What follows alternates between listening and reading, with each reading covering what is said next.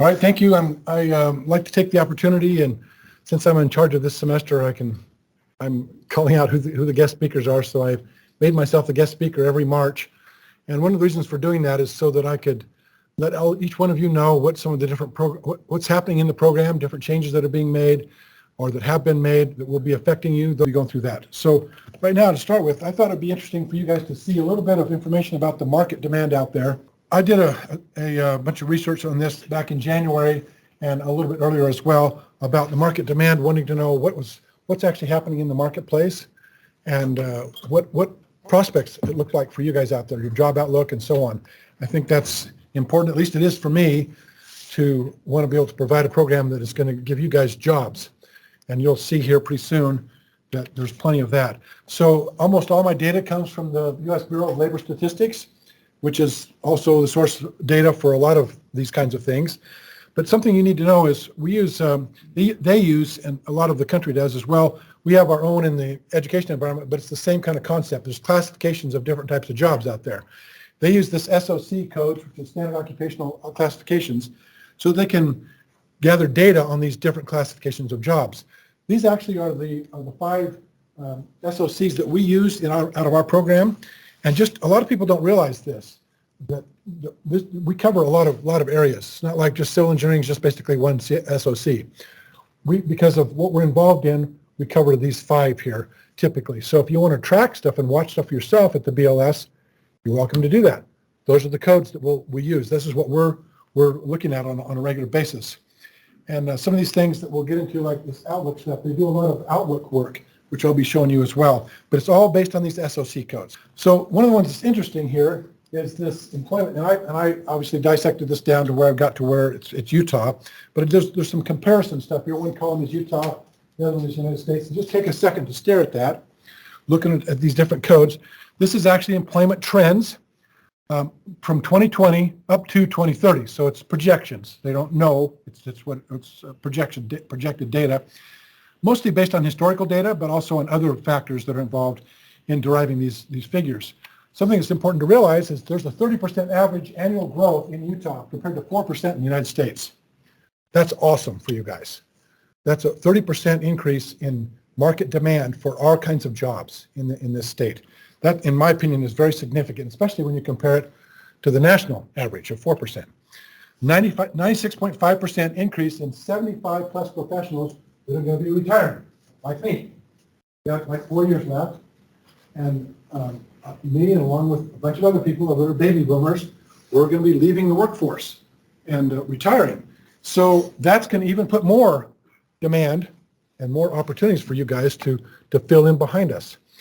And I don't know if you've been looking at this, you probably haven't, but if you ever do take a minute to look at it, you'll realize that the baby boomer effect is going to have a dramatic impact on you guys coming up behind us, because as we leave the workforce, there's going to be huge gaps in the workforce. So a labor shortage that we've not seen in probably over 75 years. So you need to realize there's some great opportunities out there. If you can't find a job, I'm going to be super disappointed in y'all, because like you basically didn't want to work, because there's going to be so many different job opportunities out there for you to do stuff, which is really great news for our profession as well, as you can see these numbers here. And declining numbers entering the profession also we see from ages 16 to 24. So this is one of the reasons we're doing a lot of work in our program and in the advisory board and others to try to really boost the awareness of what surveying and mapping is. And one of the ways of doing that is like we were just talking about with social media and other kinds of things. There's a lot of stuff we'll be implementing and have been working on, but we'll do more to attract the attention of the 16 to 24-year-olds. Some of you fall in that category, probably not the 16-year-old, but somewhere on the 24-year-old end, and even up to 30 years old. This statistic doesn't cover that, but it's going to be pretty close to that. So it's declining numbers there. There's a lot of different reasons for that. We don't really even know, even at the NSP, at the national level, we don't know why all those reasons are causing this, what the reasons are that causes this decline. Most of us feel like, but then we're baby boomers that are making these conclusions. We're thinking you guys just don't know enough about it. You don't know that it even exists. And I think if you talk to your friends and stuff and you tell them what you're involved in, most of them will say, well, what's that? And then you talk to them a little bit and they're like, oh, okay. But most people on their own just don't really know what we do. Just by a raise of hands, how many feel like you have that experience? That most people don't know what we're even doing. Okay, so in my opinion, most of the reason for this decline, all the time. yes, exactly. We just don't know, people don't know what we're about. So it's up to us, it's up to you guys, it's up to me, it's up to all of us to try to spread that word as much as possible. There's a ton of opportunities, as you can see, 30% average annual growth, that's a lot of opportunities. And we've got all these numbers against us to fill in that gap. So one of the questions I had at the UCLS conference, this Utah Council of Land Surveyors conference back in February, to a lot of different people that came up to me at the booth and so on, like Tim and some of the others came up to me at the booth. But one of those questions is, well, what are you doing right now with this labor shortage? Because you all maybe aren't aware, but there's a pretty severe labor shortage anyway. Not a job shortage, but a labor shortage across the board, in almost every area, including our profession. So that number is, isn't reflected even here as much. So it's even more exacerbated than we're seeing here. My question is, well, what are you doing right now? A lot of employers are hiring people with little to no skill and putting them in front of a computer or on a data collector or whatever, and they're pushing them out the field and go, well, just push this button and push that button and here you go, because they got to have somebody to help get the job done. Long term, that's not a good thing, because then you've got a lot of people who don't know what they're doing out there and don't have enough education. So we're encouraging, and I did that as well, UCLS is like, get your people in here so we can get them trained so they're going to be of more use to you long term.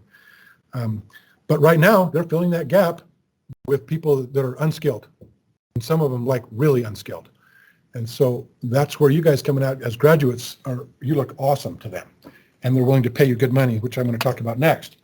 So and I'm saying SAM is surveying and mapping. You probably figured that out. Utah SAM wages as of 2021. You can look at the data here closely if you can see that. I didn't expect you to actually read the data. That's why I've got these highlights here. The average Utah wage is 13% lower than the U.S. average, which we kind of expect for some reason.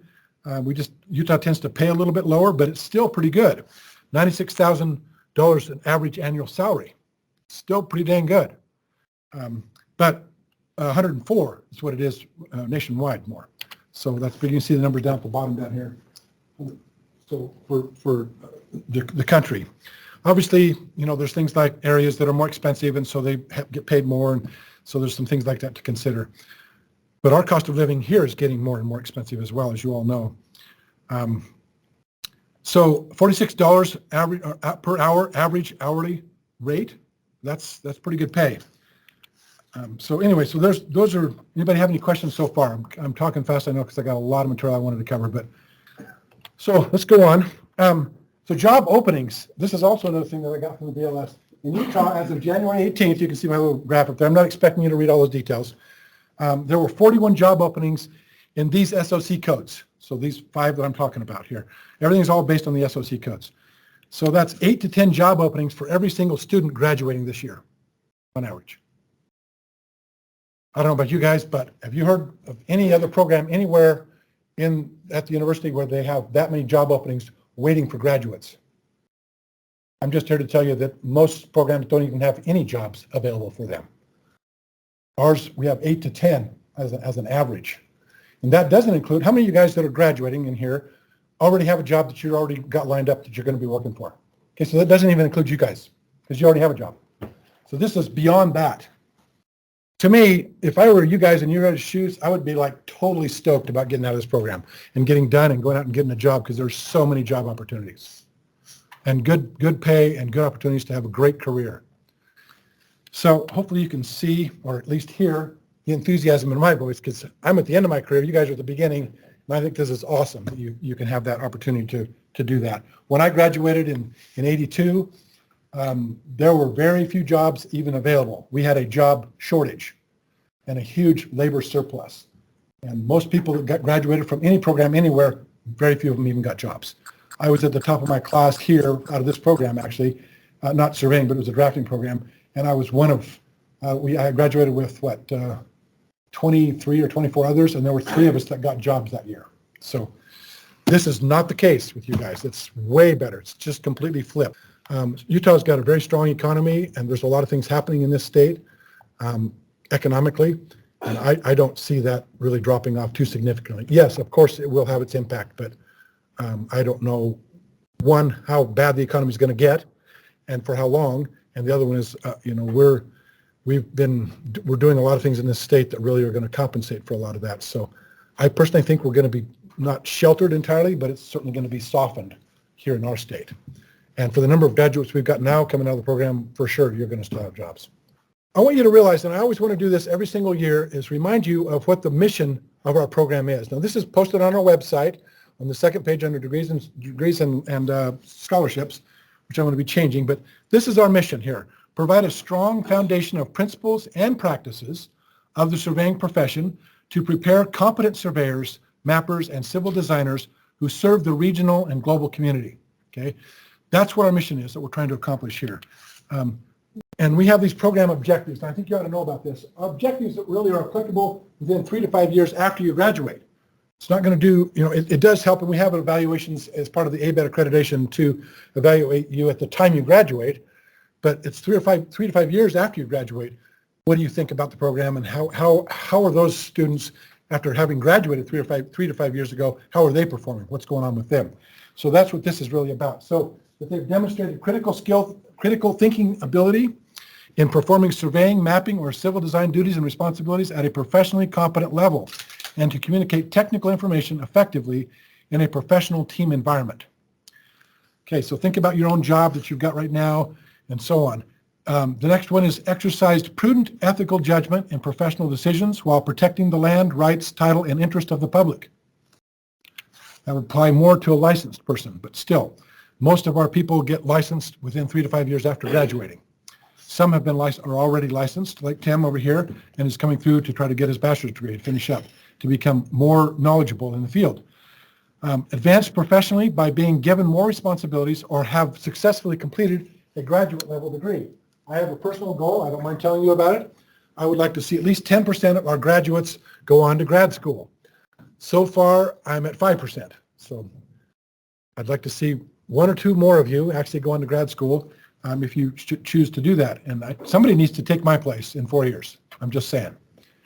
And then demonstrated professional development through continuing education or earning certifications or professional licensure, which is what our program is really geared towards, getting your license. And then served in their professional organizations and or local communities. So we want you to get involved in the Utah Council of Land Surveyors, the National Society of Professional Surveyors, and the Young Surveyors Network, which is a subset of NSPS. We have one of our graduates that is our state director for the YSN, the Young Surveyors Network for NSPS.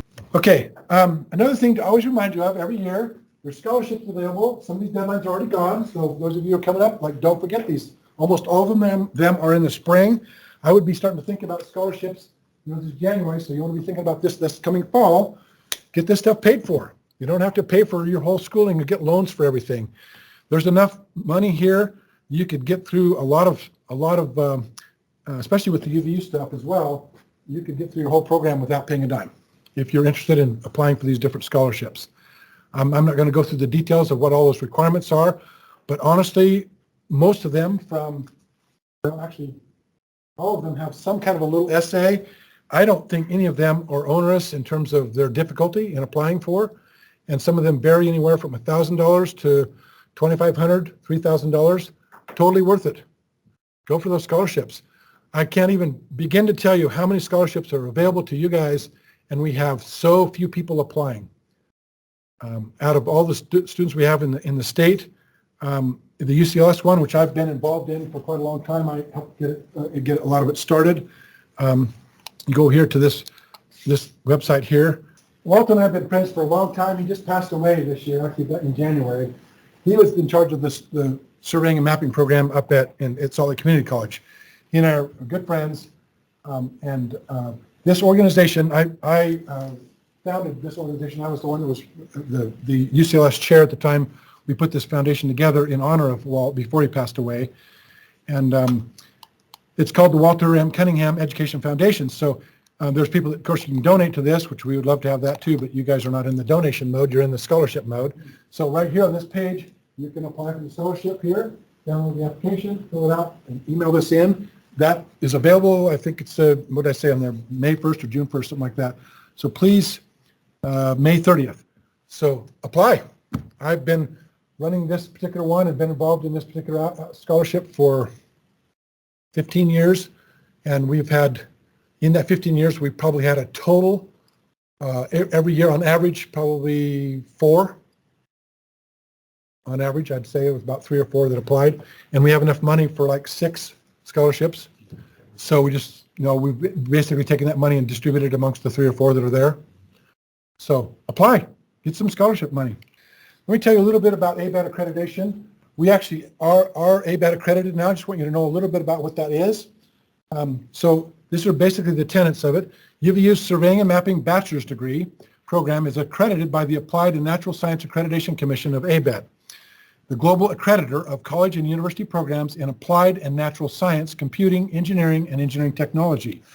ABET accreditation assures that programs meet standards to produce graduates ready to enter critical technical fields that are leading the way in innovation and emerging technologies and anticipating the welfare and safety needs of the public. Sought worldwide, ABET's voluntary peer review process is highly respected because it adds critical value to academic programs in the technical disciplines, where quality, precision, and safety are the utmost importance. So we've actually qualified for this as of 2020. Anybody who graduates after fall of 2020 has graduated from an ABET accredited program, which would include all of you guys. This is also significant nationwide, and actually worldwide too, but nationwide, because you can actually become a licensed person, and that with this ABET accreditation school that you graduate from, you can actually apply for reciprocity across the country through the NCWS program that allows you to have a nationwide licensure. In other words, you have to go to each state, but the way they've got it set up, it makes it a lot easier if you come from an ABET accredited school. So you can apply for licensure in other states and get it much more easily than you can if you don't have this bachelor's degree with the ABET accreditation.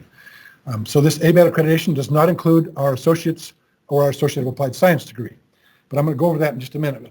However, because it does qualify, the bachelor's degree is the highest degree that we offer in our program that is ABET accredited, and because it meets that standard, and a lot of classes come from the associate's degree and other degrees are part of that bachelor's degree. It does strengthen all those degrees, but you actually are only accredited with the bachelor's degree. So here's some of the ways we do this, because it means continuous improvement. One of the things we have is this foundational diagnostic exam, which happens at the time of matriculation. Now, some of you may not have taken that because we haven't got all that completely organized yet. It is, I've put it into the history class, the history of land, wow. I know the name of my own class that I teach. Land History of America class that's taught in the fall. And you'll notice, I think that was done within the first 2 or 3 weeks of that class, those of you who had it. That's what this is this diagnostic exam, which says basically, what's your knowledge as you come into the program? Once we know what that is, then we can see if we've actually improved on that knowledge by the time you graduate, which is done with other stuff, like this one here, the Fundamentals of Surveying exam, the FS exam, which is proctored by the National Council of Examiners for Engineers and Surveyors, the NCWS, who proctors that exam throughout the year for surveyors and engineers both. But that FS exam is on the end. So this is the beginning of the program, this is the end of the program, how we assess. Okay? These are about assessments and evaluations on how you're doing. Faculty evaluation of course materials.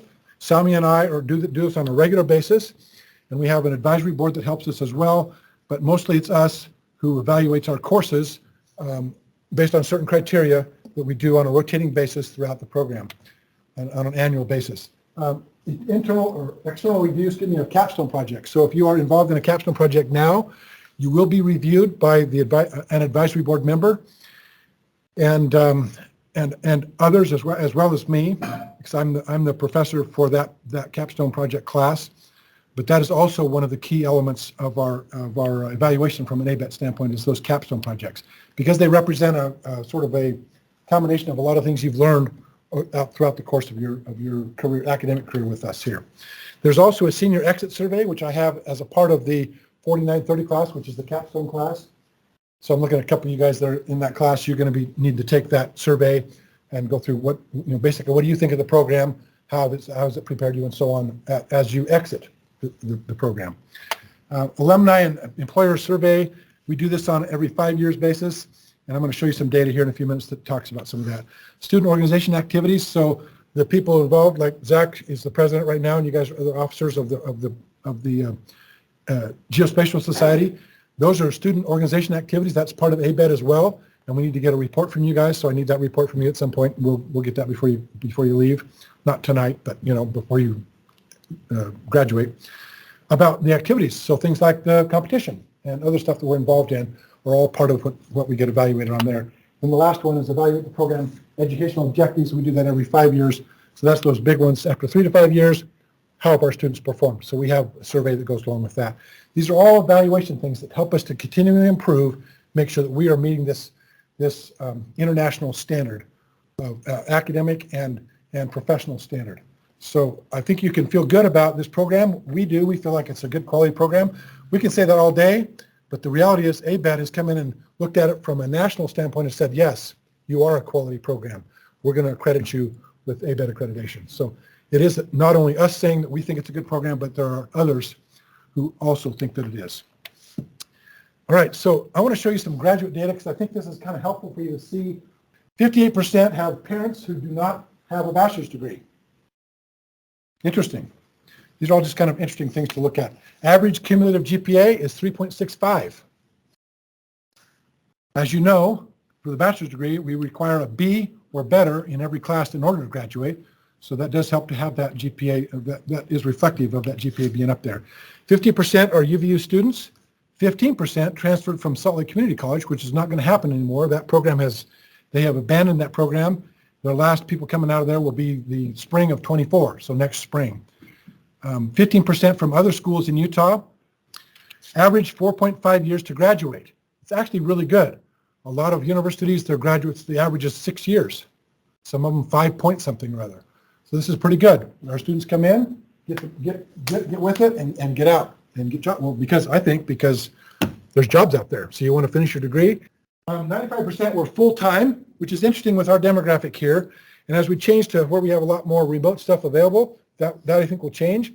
But right now we still have 95% of you out there, or the graduates from in the past, were full-time students. And so this is another reason why I think this average is more like 4.5. So interesting little thing. Here's where they went to work. So these are different kinds of parts of the industry, if you will, categories of the industry here. 100% were working full-time in these types of firms. 100% of our graduates were working in this area. So that's awesome. They haven't switched to some other thing. They're not involved in it anymore. They're still involved here. 35% had 3 to 5 years experience at the time of graduation. How many other degrees of friends that you know, by the time they graduate, some of them have no experience in the field they're graduating from. Here, we average 3 to 5 years experience by the time you graduate. So literally, you are graduating with a resume all ready to go. Some of them, like Spencer, for example, had all of his years of experience when he got his degree, and so he got past his test, and within 6 months of him graduating, he had his surveying license because he already had his time in and his degree and the exams passed. That's not unusual. That fast is a little fast, but the idea is you have some experience when you graduate. That's awesome. So it's not just a degree. You also have the experience. 45% had an annual salary exceeding $50,000. What did I get percentage in there for? Okay, a few too many symbols, it looks like. Ignore the 0 and the percent back there. 45% had an annual salary exceeding $50,000. Some are still technicians there, so you're not going to get paid quite as much. And then these are pretty much evenly distributed among these different areas. So land development, construction, boundary work, infrastructure, government, and general surveying kind of stuff. So spread pretty evenly across those different types of work. But then this is the types of companies that they're working for. Surveying company only, federal government, heavy civil construction companies, 5% just other ones, and civil engineering companies. So a lot of people go out and go to work for civil engineering companies, which is very common. We're tied very closely to civil engineering in lots of ways, and a lot of civil engineering companies have a surveying department, which many of our graduates are involved in and are managing in some cases right now. Some other interesting stuff here. This is input, again, back about our program. And so faculty expertise, if you look at these, there's very few that were somewhat or less satisfied, but almost all of them here, the lion's share of this, are either very satisfied or satisfied. So that's a really good compliment to our program. Faculty expertise, course availability, diversity of people, ideas and practices, school atmosphere, academic advising, and academic rigor. some of those areas that we lack in, you can see that, and we are working on some of those things. So you guys think this is, they even, after graduating, they still came back and said, that could be more rigorous. I bet you guys, some of you guys were like, oh, this is so hard. And then I find out you guys get out there, and then within 3 to 5 years, I'm asking the same question. I'm going, well, we could have been a little bit, it could have been harder. We should have known a little bit more stuff. Like, okay. So sorry, guys, but all we're going to do is just keep ratcheting it up because, you know, you need to know more and be more competent with it. Anyway, more stuff. 63% said the UVU program prepared them well or very well to pass the FS exam. 32% had not taken the exam at the time that this was done. Our actual pass rate is since 2021 is actually 100%. That is not the same across the board in other programs around the country. It's much lower than that. 100% were either satisfied or very satisfied with the overall program. So those are some significant things. Those are words or data from our actual graduates since 2013. So that's some good stuff to know about and to realize. Now I want to go over our program a little bit here at South specifically. I want you to realize this is how we're set up here. What's the difference between these degrees? One big difference is in our state, they will not accept an AS degree towards licensure. You have to have an AAS degree or a bachelor's degree or a bachelor's degree in a related field with 30 credit hours of surveying specific coursework. That's the law. So there is a difference that way between these two. So the primary difference between these two that I look at anyway, and from an academic standpoint, is the AAS is primarily skills-based and practices-based. The AS degree picks up a lot of general education and is more principle-based and is only created in preparation for or created for the purpose of being a stepping stone onto the bachelor's degree. So if you read just the associate's degree by itself, you're walking away with not a very high skill set, and you've got a lot of general education and other stuff that isn't going to help you in the field, but will help you towards your bachelor's degree.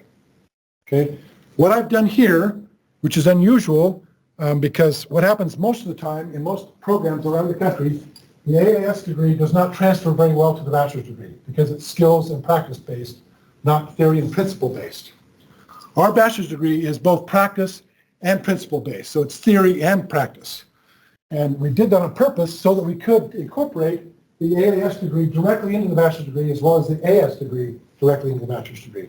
So if you choose to go through and just get the AAS degree, and that's all you want for right now, which does meet the minimum state requirement, so I'm not criticizing that, but it is the minimum level, then you can come back here and go on and finish up your bachelor's degree and you won't lose anything. If you graduated with the AAS degree from our program, if you went to an AAS degree in another program, that's not going to be exactly transferable directly with every single class, but it is in our program. We've designed it so that it's completely stackable from the AAS degree completed up into the bachelor's degree, and you won't lose any classes. Just to give you a perspective on that, I have an AAS degree, and I went off to other schools to try to get a bachelor's degree, and I lost about 45 credit hours of my AAS degree that did not count towards my bachelor's degree at all. I don't know about you guys, but that's a lot of credits to lose. And that was really upsetting to me. And ever since then, I've determined that if ever I had an opportunity to get involved in this, which I have been, obviously, I'm going to make it so that we could actually make that transferable all the way through, so it's useful. So that's what we've done here. With the AAS degree, is transferable directly up into the bachelor's degree. You still have to take a lot of these classes, and there's more advanced ones here that you may have taken the fundamental level of them here, but you can actually, they will transfer. I looked all over the place, and I couldn't find, back in the day, I couldn't find any program that would take any, well, actually the one I did, I graduated from Linfield College, and one of the reasons I went there is because they accepted most of my, or not most, but more of my AAS credits than any other school in the country. So that's why I did that one, because they would accept more of my credits without just losing them. And to me, that's super frustrating to go through all that stuff. And it's like, well, what's wrong with this? Well, there's nothing wrong with it. It's just that it's only at a certain level. It's a skills practice-based, not theory and principle and practice-based. So that's what the bachelor's degree does for you, is combines both those. At least let's put it this way, our program combines both those, both the principle and theory and the practice and skill all together in the bachelor's degree. So, which is one of the reasons that we're A-BET accredited as well. We've got this, stuff. Go ahead. I know your first name because you just told it to me, but I can't remember it off the top of my head. Christopher, yeah, go ahead, Chris. And was that just recent, or you've been doing that for quite a few years now? Well, we've only had the AAS degree since 2020. And the reason why is because we did not want to compete with Salt Lake Community College. Walt and I had a long time standing relationship, and it's like we're not going to compete with them. So we purposely at UVU have not ever offered an AAS degree at all. We've been in existence since 2011, and then just until 2020 did we have an AAS degree. And the only reason I did that is because after Walt and I talked about it, we're both realizing eventually, if not sooner, the AAS degree is going to go away at Salt Lake Community College. That's turned out being the case. So we now have an AAS degree that is offered in the state, and we're the ones that offer it. So, yeah, so it's only been the last few years that we've done that. But when we first did it, a lot of the stuff didn't transfer in. There's issues with this because the AAS degree is considered to be a terminal degree at 2 years. So most programs around the country will not accept a lot of the credits coming from an AAS degree into a bachelor's degree. But because of how we're set up here at UVU and how we want to have everything stackable, then they're more amenable to doing that. And I designed it in our program such that the bachelor's degree will be able to accept those AAS degree credits. Great. So I think that's an advantage for everyone. So that way, if you decide, you know what, I just want to get the AAS degree right now, I want to come back, like Tim, get the bachelor's degree, okay, great, we can do that. And we can work with you on that. If you're coming from another college, to clarify, John, if you're coming from another college, like Salt Lake or others as well, we may not be able to accept as many credits. Well, we will not be able to accept as many credits because they're structured differently than we are. So we couldn't do that. I really believe in the skill and the principle tied together. You just learn all skills. You still need to know the principles and theories. And if you just have all practices and you don't know the principles and theories, it's like you don't really have the full thing. That's why it's been a goal of mine always in the bachelor's degree to have the combination of principles and theories and then practices and skills all combined as you go through the whole program. So when you get done, you have both. The other thing we've done here is these certificates. We create certificates here at UVU for a couple different purposes. One of them is to provide opportunities for people to come in right from high school or just maybe not, just struggling with even wanting to go to college even, and just start out with a one-year certificate. Maybe over a couple, 2 or 3 semesters, you take 1 or 2 classes and just kind of get started. But I like this stuff. This is fun. Well, you're not going to lose anything. It'll all still go up to this, to your associate's degree, which will all go up to your bachelor's degree. So you can just keep progressing if you want to. Or you come in, you get whatever, you get started with a family and you're 19 years old or 20 years old and financial burdens and whatever else, running a business full time, and it's like I just can't do this all the time. So you have to go out, go to work, and you come back and you still take that stuff and it goes up to the next degree and keeps on going. You can progress. You can go in and out of academia and still make progress towards your degree. So that's what these are for. These are stepping stones. But they also qualify you individually. You could go out and get this certificate right here, go to work for a civil engineering firm, and be able to start out as an entry level, working on Civil 3D or whatever it might be, work out in the field, and get started in the profession at an entry level. That's what they're there for, give you those basic qualifications to do that.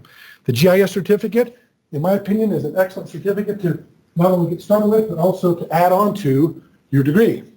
And then the surveying technology, this certificate was primarily created for a student who is getting a degree in a related field, like civil engineering or like, geography or something like that. And then they want to get the license. And in our state, you can get your license in by one of 3 ways. I already mentioned the AAS degree is the minimum requirement for education. The next one is a bachelor's degree. And the other way is to get a bachelor's degree in a related field, like civil engineering or others. And then you have plus 30 credit hours of surveying specific coursework. So this certificate fulfills that requirement, that 30 credit hours of surveying specific coursework. Or you can just go, I just want to just get the certificate. So 1-year certificate, jump in, take 2 semesters, or 3 if you're going part-time, or 4 if you're going part-time, and finish that up, and then decide, you know what, I really like this, I'm going to go on. So I get my AS degree, then I go on and get my bachelor's degree. It's made for you, set up for you to progress. They're all stackable, certificates and degrees. This one is hosted by the Architecture and Engineering Design Department here on this floor, and this one is hosted by the ES Department of Earth Sciences. But we still offer them here because we have elements of them that we can use, so we offer them out of our program as well. But this certificate here, we actually own this one and all these degrees, which means that Sami and I are in charge of the progression and advancement of these particular degrees. So in my opinion, these are really really a great thing to realize what you're getting here at UVU and what you can start with. Now, before I quit this subject, please, if you're going after your bachelor's degree, go ahead and apply for all the rest of them. You might as well, okay? If you get your bachelor's degree, you've already qualified for this one and these three here. Well, get them. Get your certificates. Add them to your resume. I wouldn't worry about this one if you're getting your bachelor's degree, but if you're getting this, you can still pick up these certificates here as well. Those are all those things will help you, especially this in combination with your GIS certificate. You could do some good stuff with that as well. But if you're already going through your bachelor's degree, you already qualified for all this other stuff here. You might as well apply for it and get the certificate. How many of you actually even knew that? Okay. Well, hopefully, if you didn't know that, now you do. So please apply for those certificates. Put them on your resume. It counts. It's going to work. It's a good thing to have there. And I would say of those, especially the GIS certificate, because that's a designation you can add onto your surveying license, and I've got a certificate in GIS as well. When I first got started in this profession, I was working for a civil engineering company, and I'm sitting there doing some CAD work, because that was my background. And they said, hey, come on, you're with us. We're going to go out surveying. It's like, okay. So we got out surveying. I had a couple of surveying classes from here, this basic 1400 class and the 2400, and took off and went with those guys. And before you know it, I'm doing like a little bit of that work, doing some mapping, doing some civil design stuff, and kind of doing a little bit of all that. That's what a civil designer is. NSPS, National Society of Professional Surveyors, offers what's called a CST program, a Certified Survey Technician program. There's 4 different levels there. So that's another thing you can add to your certification is get those CST. And I've proctored those before here, but now I've kind of turned that over to the UCLS, and they're handling a lot of that work now. But CST is a good way to get, you go through these here, and you can get that CST as well as our certificate here. So you have an academic certificate as well as a professional certificate. Because of all these things we've talked about, and I wanted to give you guys a lot, not only background, but just information about what you're involved in here. And if you can't tell, I'm actually really sold on this. I'm really enthusiastic about it, and I love this program. Sammy knows I does. We both of us have been here for a long time, and we believe this program is of great value to you guys and to the graduates and to the profession out there. So we're trying to keep that at that level. But there are revisions that need to happen from time to time, and we usually about every 5 years or so, roughly, we start to really evaluate things again. It's like, well, are we up to date on this? Are we relevant with this? What about this? This continuous improvement kind of thing. And ABET is going to push us more that way as we get accreditation. We've got the accreditation now. The next time we're going to be under review is 2027. So that'll be the next big push is in 27 to make sure everything's all in line like it should be. So we'll probably go through another revision back then. And then 27, I'm going to still be here for one more year. Anyway, so one of the reasons for doing this, or what these revisions have accomplished, or the purpose of these revisions, is to streamline and simplify. Right now, the way the degree is set up, and as you all know, because you're in the bachelor's degree right now, many of you are, it's got a lot of options. There's all these different focus areas, and there's different things you can do, and different classes you can pick up and work with. We have, at the request of the dean and also our own direction here, we need to simplify this and make it, we thought it was good by opening up a lot of options. It was going to give students coming from a variety of backgrounds opportunity to use their credits in the program. That really didn't work. It didn't really happen. What ended up happening is we had fewer and fewer people in each of our classes. So then that means now we have low enrollment. And the administration gets very excited if you have less than 10. And if you have less than 5, they usually say, you got to cancel the class. So we have had some issues like that. We've only canceled a few of them. At certain ones, and at different times. But basically, we're not wanting to deal with that anymore. So it's going to be, we've narrowed it down, and you'll see what that looks like in a few minutes here. But the main purpose is to streamline and simplify. Another reason for streamlining and simplifying is we want to make sure that you guys are not confused about what to do next. It's all laid out for you now. Here's the classes you're supposed to take. Here's the sequence we want you to take them in. And we've had issues with these things being taken out of sequence. We've had people in classes like, why are you taking this in this class right now? You should have already had this and this and this, but we haven't seen you in that class. You're taking this class over here. A lot of confusion with that kind of stuff, and it's been very advisor dependent, and we're trying to eliminate a lot of that, trying to make it easier and more streamlined so you don't have any question. Here's the class you're supposed to be taking this semester. Boom. You're in the cohort. This is what it is. And so that's going to make a lot of difference there, to us anyway, for sure. Well, to you guys as well. Increased program enrollments, of course, that's the whole idea here. We get more people into these different classes. then instead of having 2 or 3 options, everyone's taking this one class, that's going to be more people in that same class. So that should make things better. More closely aligned with the profession for surveying principles and practices and what's called the BOK, the body of knowledge, which is derived from the NCAAS based assessments that they do, which is these are the examination people. Also from our advisory board, which is made up of all professionals. They're all professional licensed surveyors from various backgrounds, from big companies to smaller companies, big engineering companies, civil engineering companies, some just surveying companies. Some people are just sole owners, different government agencies, and NGOs like UCLS, NSPS, and NCAAS, and WestFed. We have advisory board members from all these areas. We have somebody from each one of these organizations on our board. And so those people are all contributing to what goes into this degree. What's supposed to be here? What do they think needs to be here? And we value their opinion a lot. We just had an advisory board meeting tonight or this afternoon, and we just really appreciate what they're doing, and we ask them all the time. In fact, they approved this curriculum. I'm going to present you these revisions. They approved that in this meeting this afternoon after we went through all those details. So, that's some of the reasons that we're doing this. Staying up with this body of knowledge. It's very important to stay current with the body of knowledge needed for surveying today. Not only with the technology changes, but just the background and information you need to have in a more and more complex world. More closely aligned with the National NCAAS Fundamentals of Surveying exam, the FS exam. That's the first exam we do. So there's some things we've got in here we'll show you that are part of this that are going to help you be more prepared with that and aligned more with that FS exam. So you'll be able to pass it. We have a good pass rate right now. We're trying to strengthen that a little bit more. More closely aligned with the requirements in the ABET. So we've got different things I kind of went over with you about what ABET is reviewing. And we are doing that right now ourselves, and we're trying to make sure we're aligned with that. So there's curriculum changes for that purpose. Another purpose is improve the course scheduling to accommodate remote access to students. This is becoming more and more of a thing where people need access from other outlying areas beyond Utah County, or specifically Utah Valley. And so this is something that we're trying to definitely do. We have been working on this. In fact, since the inception of the program in 2011, we have always offered some kind of remote access to almost all of our classes.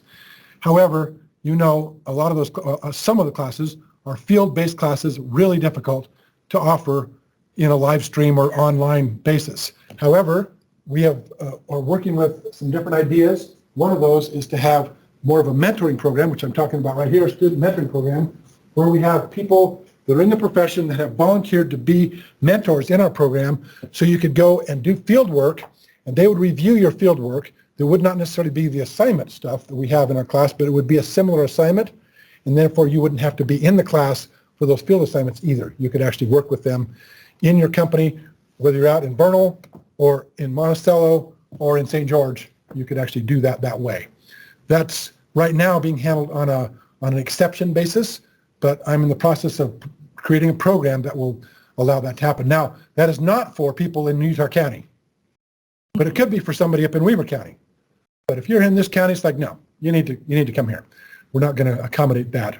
Increased program coordinator involvement and reduced dependence on academic advisement. Now, I'm not trying to say that academic advising is horrible or anything like that. What we are talking about is we want to make it set up so you guys can tell pretty much what you need to do just by looking at the sheets I'm giving you. And you follow those, we're good. If you start deviating and doing all kinds of weird things, then you may end up in the weeds somewhere, and that's going to be your problem. But we've set it up so you can follow this so that we don't have these issues where you're coming into a class and you're really not prepared. Now, there may not be a prerequisite for that class that you need to take, but we've got the program set up so that when you get to your senior year, there's certain classes we know you've already taken. They're not all prerequisites, but you've built this body of knowledge. By the time you get to your senior year, there's classes that you now are ready to take. If you start jumping ahead just because you want to make it work out for your schedule, then it starts making things confusing for you, and especially for us as teachers, because now we're expected to be teaching you something you should have already learned in another class. So we really have it set up now to you need to be sticking with the program, and there's not all these options anymore. It's streamlined from that. So we're hoping that this is going to make things easier for you and for us as trying to coordinate the program. So let me go over some of the detailed revisions here as we move along quickly here. It's getting late. Some of the stuff I'm just going to, it's not as significant as a bunch of little teeny things, high quantity of little teeny details, which you're not going to care about. But we have changed some of the prerequisites and deleted a few things and added some. One of the ones that is important is the matriculation requirements. Now, for all 3 degrees, the AAS, AS, and BS degrees all have matriculation in them. One of the main reasons for doing that is because we have a laptop initiative that we have implemented that everyone that is in the program, you need to have a laptop to be in the program, because there are times, especially remotely, but also in the classroom, when we're going to be loading up software that we can't get in the labs for all kinds of different reasons. One of them might be the school isn't authorized to do that piece of software because there's some legal issues they've come up with. We've got 3,400, we had 2 or 3 different pieces of software we couldn't even use, and they wouldn't let us load them in the class because some legal issues that they didn't agree with. We couldn't come to an agreement with the company, but we still teach it. So bring your laptop, we'll load it up, and so you need to have a laptop in the program. So that's one of the requirements. And it's actually been in there already, but it hasn't been enforced for a couple of different reasons, but that will be enforced in the future. So that's one of the things that's going to happen with matriculation requirements. One of the other things we've added in there is you need to talk to me before you register for any classes, no matter what degree or certificate you're in. You need to get with me. Sure, the academic advisor, that's fine, but you need to talk with me so I can make sure that we have you in the right place, in the right stuff, trying to pursue the career goals that you have. Advising does not know about the career. I've been in this career for 35 years and been in this program and created the program. I think I can help you with some of those decisions. They don't know that stuff, and I'm not expecting them to know that stuff. So I'm not trying to throw them under the bus. I'm just saying they just don't know, and we can't expect them to know. So one of the matriculation requirements is you need to come talk to me before you go on to register any classes. That will help both of us to be in better shape here on these things. We revised some of the core classes. We've gotten rid of the different options. There's no options. It's just these are the required courses. Okay? And then you've got we've replaced 2400, so that answers your question that you just talked to me about. 2400 with the survey 2100. So if you are planning to take 2400, don't take 2100. There's a lot of different reasons for this, but one of the reasons that I wanted to bring up, and that is that we offer 2100 in the spring. So you can take 1400 in the fall and turn around in the spring and take 2100 back to back. Right now, you would have to wait for a whole year to take 2400 because it's offered only in the fall. So that's one of the options for doing that. The other thing about 2100 that's unique is we're meeting 6 times during the semester. That's it. But you're going to be here 2 times a month from 12 o'clock Friday until 7 o'clock in the evening on Friday. 2 times a month for the semester. That's the class. So you don't have to be here every week. So if you're coming from Monticello, that's not too bad of a deal. You can work with that. And you come in the morning, you're there for the class, you can drive back that night or stay overnight and go back the next day. But that's actually doable, even from out of state. Not like too many states away, but you could still do that from some places there. That probably will be revised a little bit with this mentoring program I'm talking about, so that may even be more simplified that way. We are adding a class called 2240 to augment your math. We're finding that's a little bit of a weaker area. Not like it's weak, because we still have good pass rates and stuff, but we'd like to make sure you're shored up in that area and know your math really well. And this is going to be a lot more applied stuff, not just math of any kind, but math that's going to be really applied to what surveyors do. Semester assignments, I won't worry about that. That's minor. Minor, okay. Yeah, minor still really. It's still the same class, it's just we're just changing the numbering. That's the same. Okay, I did talk about this a little bit, the elective section.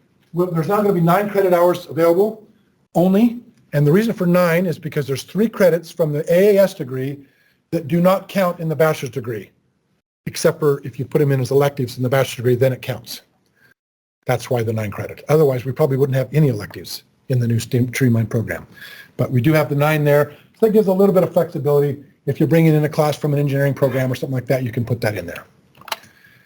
Let's see, those are there. General class. Eliminated focus areas are eliminated. We talked about that. There's the 9 credits I just talked about. Wording of the graduation requirement for SF exam. Okay, now I want to talk about this for just a second. It has been and continues to be a requirement to graduate. You have to at least take the FS exam. Now, Austin just asked me, well, do we have to take that actually before graduation? And the person who's going to actually sign off on that, whether you qualify or not, is going to be me. And we have the FS exam prep class that we take in the spring of your last year, of your last semester, which is right now for you guys.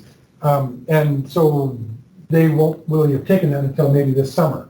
I'm fine with that. So we're probably going to pass you up, but I need a commitment that you're going to take that exam maybe show me you've passed that, or not passed, but I'd love you to have passed, but you have to at least take the exam for graduation. This is for the bachelor's degree, not for the AAS degree, only for the bachelor's degree. Is that requirement in place? But that is also an ABET requirement that we've put in place, that you have an FS exam as a requirement, and that makes it so that our statistics are more reflective of the actual graduates if it's a requirement in the program. And by the way, a lot of engineering and other surveying programs require the taking, not necessarily passing, but the taking of the PE and FE, the FE and the FS exams for graduation from those respective programs. He highly recommends that, and we do too, that you take that exam as close to the time you graduate as possible, because you guys think you're going to remember all this stuff forever, and I got news for you. In about 2 or 3 years, you're going to be coming up to me at the UCLS conference and going, man, I can't believe all the stuff I forgot. The FS exam is honestly, it's pretty intense, and it's going to be much better for you to take it when you're like really, tuned up on a lot of the knowledge you need to have to take that exam. Otherwise, you got to spend a lot of time, like I had to do, hours and hours, 300 plus hours, for 3 months before I took the exam, to just get somewhat ready to take it and hope that you're going to do okay. That's a lot of time to spend. So you're better off taking it when you're ready to go, you've got the knowledge in your head, and do that. Yeah, go ahead, Samia. And it's based on the education that they pick up over the 4 years. Exactly. We have geared this program, not entirely for this, but it does meet all those FS exam requirements, which is one of the reasons we've added the 2240 class, that metrology class, is because we want to shore that up even a little bit more. We find our people are not quite as ready with the math as they should be. So we'd like that. We want that to be a stronger element for you. So you walk into that FS exam feeling confident. Changed course number 23, that's minor stuff. Let's see. Degree description, minor stuff. I already talked about matriculation requirements. This is for the AS degree, specifically elimination of all electives. So in the AS degree now, coming up, this one that's going to be approved for fall of 24, there will be no electives in that degree. You just take all the classes. That's going to prepare you. That has to be done.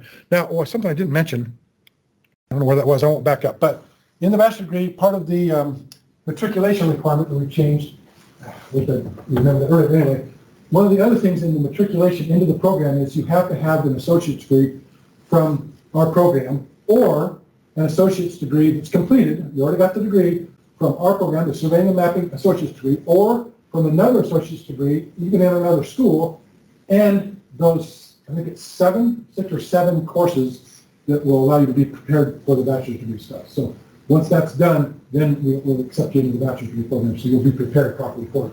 So right now, that associate's degree is not required, but starting with fall of 24, that associate's degree will be required for the bachelor's degree to get into the cohort, which is a group. Basically, we're trying to put you into groups, which again makes our enrollment stronger in each group. And also, you graduate. We've had 12 cohorts in our program so far, and the cohorts really are an opportunity to get to know others around you. And I know right now, even at the conference there, I ran into a lot of our graduates from our program. We have like 60 graduates right now out of our program over the last 12 years, and or 10 years, excuse me.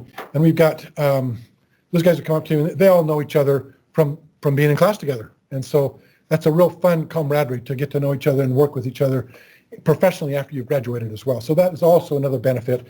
But the other thing is you can study together and work together and work groups and stuff, and it just makes going through school a lot easier and work together in a group. And it does make things a lot better, I think, and you learn more when you work together like that. So that's what the cohort is. Let's see, degree map. We'll show you the maps later. You can see those stuff online. Okay, so we still have the B grade requirement for the associate, or for the bachelor's degree. Associate's degree stuff, nothing really changed there. Certificate, just add a little bit of information on the professional licensing stuff. So right now, I was going to spend some time, but we're running out of time. But right now, there's these degrees right here. I'm going to post these online, but I'm not quite ready to do that yet, but you can see them in a little while. They're not actually effective until fall of 24, so I'm not really hyped out about getting them up there just yet. So it tells you here the semesters we need to start with, the class you need to be in. Please get in sequence with this. If you are not, now is still a good time. There's a lot of the stuff that's the same. This associate's degree, the associate's degree fits exactly into the first 4 semesters of the bachelor's degree, like exactly, no differences. So if you're getting that, pursuing that bachelor's, that associate's degree first, to go to your bachelor's degree, you're going to have already fulfilled everything you needed. Then you get into these other 2 years. We have everything, all programming is all set up this way, our scheduling of everything is all based on this sequence that you're going to be taking. So that's why we want you to get into the sequence as quickly as possible. And I've met with almost all of you to try to get you onto the same sequence here. This is for the 2024, 2025 calendar year or catalog year, which is coming up. But we're going to be trying to, I'm honestly, I'm going to be pushing this out right now or within the next few months. So I'd like you to get on this as soon as you can. So it's going to be to your advantage and it's going to be better for you if you do that. There won't be a lot of differences there. It's just going to be all the different kinds of classes you could have taken. Now we want you to take those that are focused on getting your license. Email me and let's get together. If you have not met with me at all, you're not really sure what's next, please talk to me. If you don't talk to me, I won't know how to help you with the next steps.